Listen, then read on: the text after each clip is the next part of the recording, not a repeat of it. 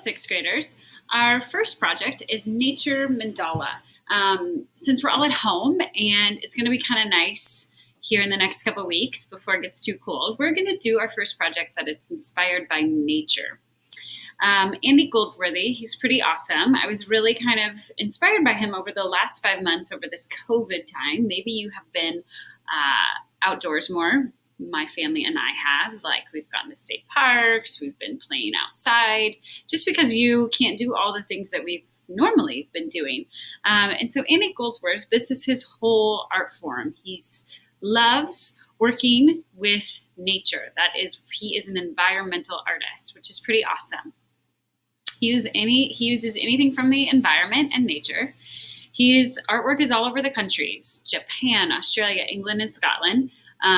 What he does is creates a piece of artwork, takes a photo of it, and then he lets the wind and the rain blow it away and wash it away. Kind of what we're going to do.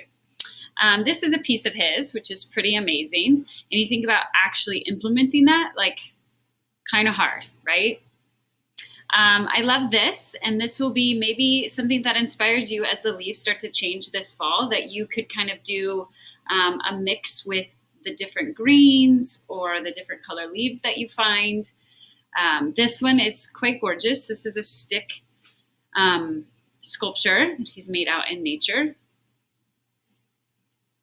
Andy Goldsworthy produces artwork using any natural things, such as flour, mud, ice, leaves, twigs, pebbles, boulders, snow, thorns, bark, grass, and pine cones. So really anything that you find outside, you can use for this. What do you think this creation is made out of? What could he have used from the environment to create this? What might it feel like to touch this? Does it remind you of anything? This one's quite miraculous. Here's a few more. You can see that there's broken pebbles in a swirl. He's got dandelion flowers in the line through the grass, sycamore leaves stitched together, and then the boulders are placed just so the light can shine directly through those little cracks in the boulders. There's more by Andy Goldsworth. You're going to kind of see this very familiar circular feeling. And this is what we're headed for. Again, you can see a close-up, the pebbles. What do you think this was used to create? What do you think he used from nature to create this piece? This one's pretty big, and you can see that they're kind of stacked very precisely on top of each other.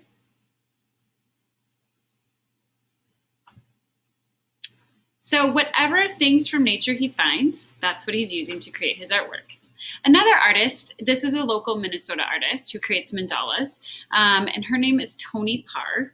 Now, Tony does a little bit more with flowers and food, but you'll see kind of the similarities.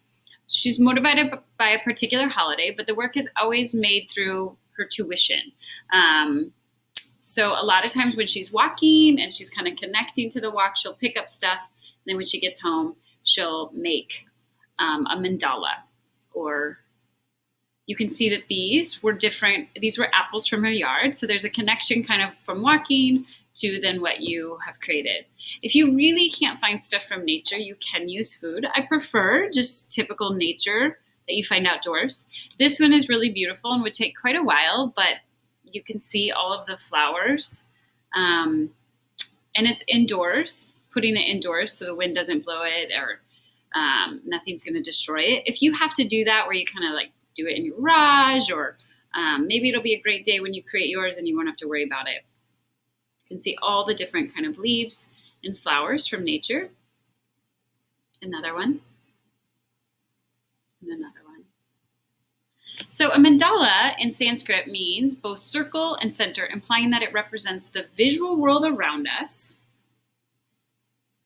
the circle, the whole world, and the invisible, the one deep inside our minds and our bodies. From Native American and Tibetan sand paintings to Gothic rose windows in Hindu yatras, mandalas are usually used as symbols for meditation, protection, and healing. So it's a sacred space, often a circle that reveals kind of our inner truth about us and the world. Most of them are geometric. So you can see these are typical mandalas that are from all over the world. Some student examples are from nature, and you can see a really cool variety with rocks to leaves to sticks. Really awesome examples from student work. My example here is I kind of had what I had in my backyard. It was this summer, so I pulled a bunch of stuff and then I started to organize it in a circular shape. Then I had so much fun, I took more and created another one. And so this is a little bit different, again, working with just stuff from my backyard.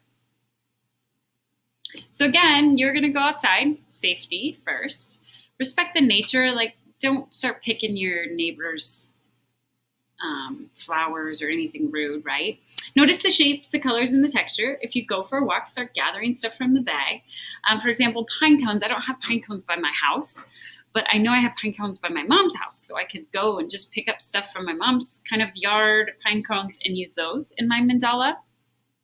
If you live in an apartment, I know this can be tough. So maybe when you're out for a walk or at the park would be a great place to just gather some things. How to begin, kind of gather all your materials, sort it out, organize it in how you want. I was kind of inspired by a bike wheel.